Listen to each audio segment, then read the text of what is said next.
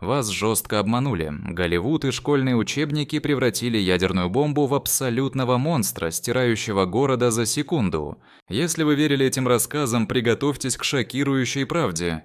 Фильмы вроде «Терминатора 2», комиксы и советские холодновоенные страшилки сравнивают ядерный взрыв с апокалипсисом, будто вокруг не остается ни кирпича, ни живого человека. На самом деле, как показал отчет Strategic Bombing Survey 1946 года, центр Хиросимы был разрушен, но в радиусе 1-2 километров тысячи зданий стояли целыми. Легендарный Генбаку-купол и соседние дома не просто выстояли, они до сих пор стоят, опровергая все голливудские мифы. Более 70 тысяч жителей выжили всего в нескольких километрах от эпицентра по данным Международного Красного Креста. В Нагасаки корабли в гавани не взорвались, они спокойно отплыли дальше, как показывают японские архивы 1945 года. Если вы думали, что ядерная бомба – это мгновенное уничтожение, вы так же наивны, как если бы думали, что микроволновка убивает пищу из-за взрывной волны. Понимая мощь ядерного оружия, важно вспомнить, насколько близким был конец света во время Карибского кризиса.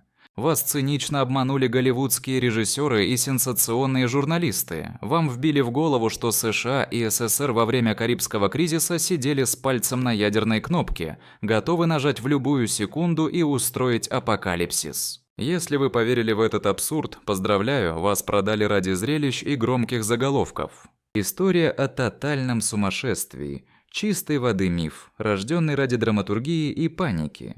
Культовые фильмы вроде «Доктор Стрэнджлав» и радикальная советская пропаганда лились маслом на огонь, втягивая миллионы в страшилки про безумцев с ядерным оружием.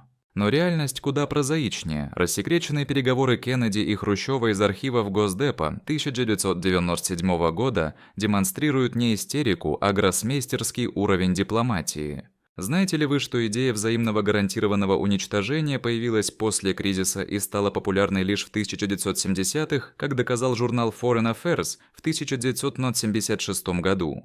На самом пике конфликта использовались горячие линии и тайные переговоры, а не истеричные угрозы ядерной войны. Самеча Крубарак. Мемуары Макнамары, 1995. Если вы до сих пор рассказываете про палец на кнопке, признаться, вас одурачили дешевым кинобредом. Думаете, дипломаты – рок-звезды, играющие на вечеринках? Тогда ядерные шахматы – это не ваша игра. Это даже смешнее, чем считать, что Твиттер – центр мировой политики. Опасность ядерного конфликта вызывает вопросы и о безопасности применения ядерной энергетики. Вам врут про ядерную энергетику, и виноваты в этом Голливуд и панические новости. Все уверены, атомная станция – это катастрофа на каждом шагу. Если вы верили, что каждая АЭС – будущий Чернобыль или Фукусима с радиационными мутантами и кошками с третьим глазом, вы попались на голливудский миф из фильмов 1980-х и журналистские страхи под шум турбин. Факт. По отчетам МАГАТЭ начала 2000-х годов. Ядерная энергетика – одна из самых безопасных в истории человечества. В докладе 2002 года Международного агентства по атомной энергии четко сказано, на 1 гигаватт энергии АЭС приходится в 100 раз меньше смертей, чем на угольных станциях. С 1970-х годов все современные АЭС работают по строгим протоколам безопасности, реальные аварии сейчас. Это как выиграть в лотерею с нулевой вероятностью. Если вы боитесь, что ваша микроволновка превратит суп в мини-Чернобыль, поздравляю, вас обманули страхи массового ужаса. Может, пора бойкотировать не АЭС, а дешевые паникерские фильмы и заголовки. Это как бояться самолета, потому что в фильмах крушения происходят каждую сцену. Пора проснуться. При обсуждении ядерной энергетики нередко появляются мифы о последствиях облучения людей. Вас обманули Голливуд и советская пропаганда. Облученные – это не зомби-бродяги из дешевых фильмов, а реальные люди с реальными проблемами. Голливуд в 1950-х и советские ужастики 1980-х, вроде «Сталкера» и «Зараженных», нарисовали радиацию мистической заразой, пугая миллионы. Вы правда верите, что радиация мгновенно превращает людей в безумных мутантов, нападающих на прохожих? Если да, поздравляю, вас обманули. Реальные данные из 1940-х опровергают это. Японские врачи после Хиросимы и Нагасаки в 1947 году описывали симптомы как усталость и анемию, а не радужных мутантов. Medical Survey, Hiroshima and Nagasaki, 1947. А в 1987 году доклад ООН Юнскир по выжившим ликвидаторам Чернобыля подтвердил: радиация дает ожоги, слабость, иногда рак, но ни одного суперзлодея она не создала. Если радиация реально дарила суперсилы, то очередь за апгрейдом была бы длиннее, чем к популярному инфлюенсеру. Верили в эти радиационные мифы? Поздравляю, вас облучило голливудское и пропагандистское бульварное кино. Распространенные представления об облученных порождают опасения относительно распространения ядерного оружия. Вас снова нагло обманули интернет-эксперты, и голливудские блокбастеры лжецки утверждают: создать атомную бомбу любой стране – дело пары месяцев. Кто развязал этот миф? Голливуд и псевдоисторики, которые выставляют ядерную гонку детской игрой для умников с отверткой. В массовой культуре все сводится к банальному стереотипу: хочешь, за год ты уже мировой злодей с красной кнопкой. Вспомните десятки фильмов и клипов, где пара айтишников собирает взрывчатку прямо в гараже. Удобный сюжет для блокбастера, но к реальности он отношения не имеет. МАГАТЭ в 1997 году громко разоблачил этот обман. В Ираке 1980-х, несмотря на миллиарды бюджета, армию специалистов и украденные чертежи, ушло почти 10 лет и ни одного боеголовки. Точно так же в США с Манхэттенским проектом 1940-х, тысячи инженеров, фабрики и годы изнурительной работы. Хотите еще шокирующих цифр? Индия и Пакистан шли к атомной бомбе от 7 до 15 лет, данные СИПРИ. Если вы всерьез верите в атомную скорострельность, поздравляю, следующий стартап обещаете открыть на Марсе за один уикенд. Возможность создания ядерного оружия касается и исторических аспектов ядерной войны, таких как Хиросима и Нагасаки. Вас сознательно обманули. Если вы верите, что ядерная война – это просто повтор Хиросимы и Нагасаки, вините школьные учебники и Голливуд. Они искусно нарисовали маленькую атомную катастрофу, будто все ограничится парой взрывов и можно пересидеть. Западные фильмы показывают лишь город-руины и героев-кожанки, словно сценарий для игры Fallout под эпичную музыку. Но исследования Rand Corporation с 1955 по 1976 год четко доказали: даже скромный ядерный обмен уничтожит десятки городов, вызовет долгосрочную радиацию и массовый голод. В 1983 году Карл Саган в журнале Science шокировал мир эффектом ядерной зимы, глобальным похолоданием, гибелью урожаев и миллионами смертей, которые распространятся далеко за пределами зон взрывов. После фильма «Доктор Стрэнджлав» 1960-х общество успокоили комиксами и фильмами, где главный герой выживает, словно это норма. Если вы до сих пор думаете, что ядерную войну можно переждать в метро, поздравляю. Наверное, после Чернобыля для вас было бы достаточно просто прокипятить молоко. Это как верить, что Wi-Fi ловит на Марсе. Абсурдно, но кто-то верит. События в Хиросиме и Нагасаки связаны с представлениями о длительных последствиях ядерных взрывов. Вас обманули. Ядерные взрывы не превращают Землю в мертвый пустырь на века. Кто это внушил? Голливуд и сенсационные журналисты-катастрофисты, жаждущие рейтингов любой ценой.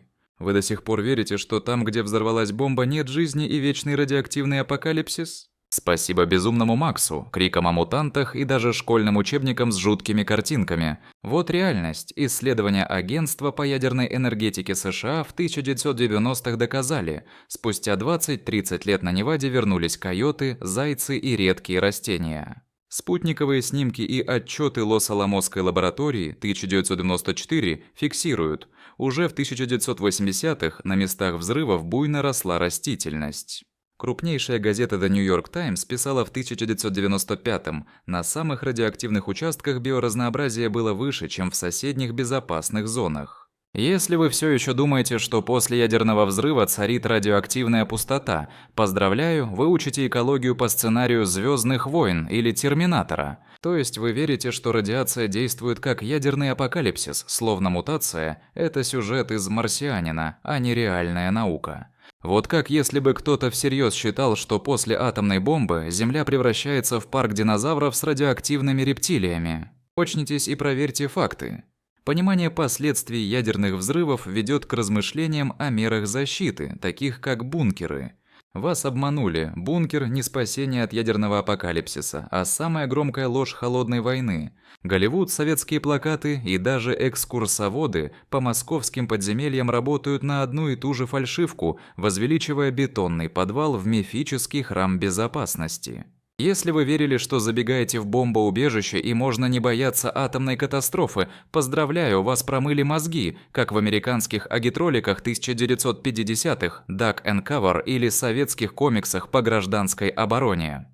Но настоящая правда куда жестче. Подавляющее большинство московских турбункеров – это бывшие элитные командные пункты, а не укрытия для обычных людей. Источник – интервью с историком Никитой Соколовым, 2017. Раскрытые в 1990-х архивы Госплана СССР 1977 год показали, большинство убежищ не выдержали бы даже простого попадания, не говоря уже о радиации. Сегодня блогеры и бомб-туристы продолжают продавать вам эту сказку, снимая ржавые двери и выдавая их за входы в убежище будущего. Ваша вера в советский бункер, как надежда поймать Wi-Fi в метро, абсолютная иллюзия.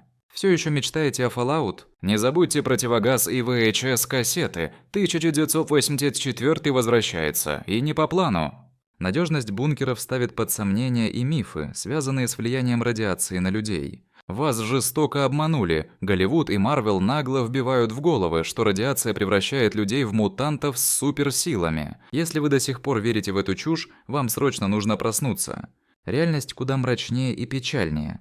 Кино и комиксы рисуют радиоактивного героя, словно это бесплатный билет в клуб Хамен, где после облучения у вас растут дополнительные руки и активируются невозможные способности. Вспомните «Черепашек-ниндзя» или любую кучу героев Марвел и 600. Именно эта поп-культура мешает нам видеть правду. Но вот удар по вашим иллюзиям, отчет комиссии ООН по атомной радиации, ОНСКИАР 2000-х четко говорит, у потомков жертв Чернобыля не нашли ни массовых мутаций, ни суперсил. Реальные мутации – это рак, врожденные дефекты и болезни, без всякого лазера из глаз и суперпрыжков. Еще в 20 веке японские ученые из РЭРФ, отчеты 1980-х, доказали, ни у выживших в Хиросиме, ни у Нагасаки всплесков мутаций не было. Если бы радиация действительно давала суперсилы, я бы сейчас снимал это видео, прыгая с крыши без страховки. А еще лучше, летая как железный человек. Пока что это все голливудская сказка на радиоактивных стероидах. Обсуждая вред радиации, нельзя не задуматься о роли ядерного оружия в поддержании мирового баланса. Вас обманули. Политики и медиа убедили вас, что ядерное оружие – гарантия мира. Кому выгодно вздувать пузырь глобального страха? Подсказка. Посмотрите на любые заголовки после саммитов ООН и G20. Все как один уверены. Атомная бомба – единственный щит от новой Хиросимы. Голливуд, начиная с «Доктора Стрэнджлава» 1964 года, и официальные эксперты кормят нас историей про страшную красную кнопку, чтобы легче продавать страх. Если вы поверили этому, вас заманили в пропагандистскую ловушку. Вот доказательства. Отчет СИПРИ за 2010-е четко показывает, число ядерных боеголовок снижается, но обычные войны не исчезают. С 1945 года произошло свыше 100 крупных вооруженных конфликтов, но атом так и не применили. Войны во Вьетнаме, Корее, Афганистане унесли миллионы жизней, не от радиации, а от пули мин, статистика ООН. Ядерное оружие не щит, а банальное политическое пугало, СИПРИ, 2019. По иронии судьбы, простая автомат Калашникова унесла в разы больше жизней, чем все ядерные боеголовки вместе взятые. Если вы все еще верите, что мир держится на ядерных угрозах, поздравляю, вы стали жертвой голливудского сценария и политической манипуляции. В наши дни это примерно как думать, что мир спасет гигантский робот. Фантастика на уровне самых безумных сериалов Netflix.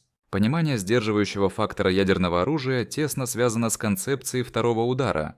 Вас жестоко обманули Голливуд и советская пропаганда. Вы выросли на ложном мифе, что ядерный ответ прилетит автоматически, хлопнул красной кнопкой, и весь мир завибрировал, как в фильме «Война игр» 1983 года. Все думают, если одна сторона запустит ракеты, мстительные автоматы точно нанесут гарантированный второй удар, без сбоев и колебаний. На деле этот миф создали киношники и политики, чтобы пугать и успокаивать себя. Рассекреченные в 1990-х годах документы и признания советского инженера Виктора Ярынича доказывают, легендарная советская система «Периметр» могла вообще не сработать, если не выполнить десяток условий и не включить ее вручную. В 1983 году США чуть не развязали ядерную войну, перепутав облака с ракетным нападением, и спасти нас смог не компьютер, а офицер Станислав Петров. Если вы верили в неуязвимого робота-мстителя, поздравляю, вы просто наивно смотрели слишком много Netflix. Кстати, кнопка «Ответить всем» работает только в Outlook, а в реальной ядерной игре такой кнопки нет вовсе. Роль второго удара подчеркивает исторические решения, включая капитуляцию Японии после атомных бомб. Вас всю жизнь обманули. Япония капитулировала не из-за атомных бомб. Виноваты жестокие мифы американской пропаганды и скучные школьные учебники, которые любят простые истории победы. Если вы думали, что Хиросима и Нагасаки сразу сломили Японию, вы повелись на голливудскую ложь. Фильмы и послевоенные книги десятилетиями превращали ядерный взрыв в волшебную кнопку «Game Over». Но настоящая правда взрывом ударила в архивы Японии. В записях августовских императорских совещаний 1945 года и дневниках министра Йосида Сигару главный шок вызвала не ядерная бомба, а внезапное нападение СССР.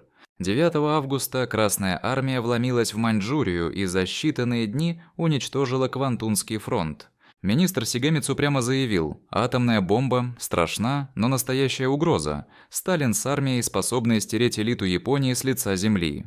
Если вы верили в силу одной кнопки, поздравляю, вы выросли на голливудских комиксах и школьной пропаганде. Контроль над Game Over держал вовсе не американец, это был Сталин. Атомные бомбы в этой истории, как если бы в дредноуте выстрелили из бэнг-бэнга и поверили, что это сломало всю флотилию. Последствия применения ядерного оружия напоминают о серьезности радиационных катастроф, таких как Чернобыль. Вас тупо обманули Голливуд и российское телевидение. Чернобыль – вовсе не худшая радиационная катастрофа в истории. Если вы до сих пор верите в этот миф, пора выйти из зоны заблуждений и взять дозиметр для проверки реальности.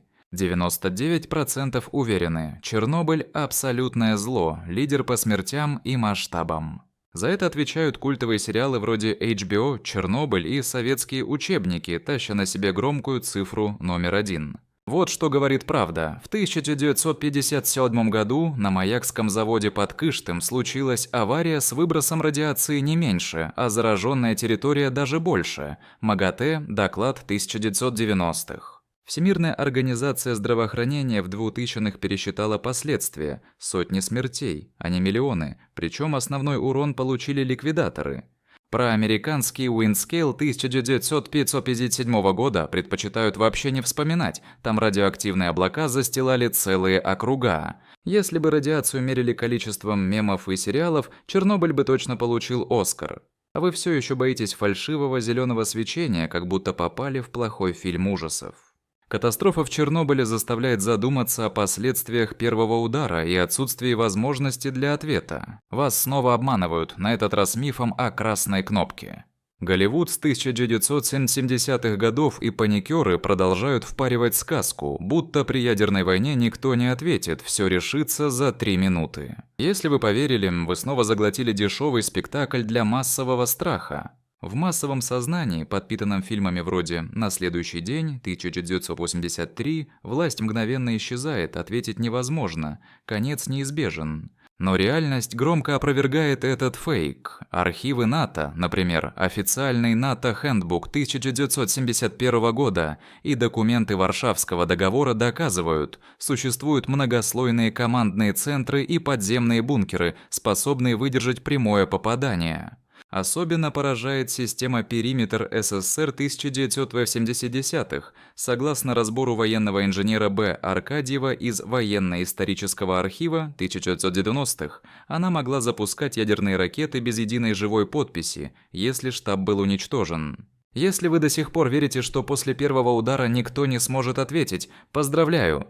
Ваш страх не стратегия, а голливудская выдумка. Это как ждать, что ваш смартфон саморазрядится мгновенно, если кто-то случайно заглянет в Netflix. Опасности первого удара поднимают вопросы о надежности защитных костюмов в экстремальных условиях. Вас жестоко обманули, никакой костюм не спасет от радиации. Голливудские блокбастеры и игры вроде Fallout навязали миф: надень радиационный скафандр и смело гуляй по центру Чернобыля с селфи-палкой. Если вы верили, что такой костюм – непроницаемый щит против лучей, поздравляю, вас купили дешевым кинематографическим фейком. Рассекреченные отчеты ЦРУ начала 1960-х без прикрас заявляют, лучшие костюмы защищают только от радиоактивной пыли и кратковременного контакта, но не от самой радиации. А реальные катастрофы на Маяке и Чернобыле в 1980-х доказывают, бойцы в полной экипировке все равно получали смертельные дозы облучения. Военные знали правду десятилетиями, но сценаристы сделали из скафандра чит-код. Если вы до сих пор считаете, что костюм спасет от гамма-лучей, поздравляю, внутри вас живет маленький Майкл Бэй. Порекомендуйте такой костюм другу. Не забудьте приложить прощальное письмо и баллончик с антирадиационным спреем. Может, поможет так же, как зонтик от урагана. Вера в защиту костюмов вызывает сомнения, учитывая мифы о смертельной опасности радиоактивных осадков. Вам прямо вбили в голову, что радиоактивные осадки – это смертельный приговор для всех вокруг. Благодарите голливудские хорроры и желтую прессу. Именно они превратили науку в апокалипсис для массового страха. Если вы верили, что после радиоактивного облака начинается массовая смертность, вас жестоко обманули. Фильмы 20 века, как «Сквозь постапокалипсис», и таблоиды десятилетиями пичкали вас этим мифом. Но Академия наук СССР в 1990-х жестко разбила эту ложь. Сборник Н. СССР 1995. После Чернобыля смертность в большинстве городов не выросла. Радиоактивные дозы получили только работники станции. Припять из 49 тысяч эвакуированных уровень смертности от радиации совпал с общероссийским. Семипалатинские испытания 1940-1963 годов. Там хроническое облучение стало проблемой лишь для узких групп, а миллионы людей просто напугали напрасно. Радиация и здоровье 1998. Хуже радиации был страх и стресс. Если вы до сих пор верите в смертельный дождик, поздравляю, вы жертва самой абсурдной радиофобии, гораздо страшнее любой фантастики. Это как бояться жить после случайного нажатия кнопки «Обновить страницу», паника на пустом месте.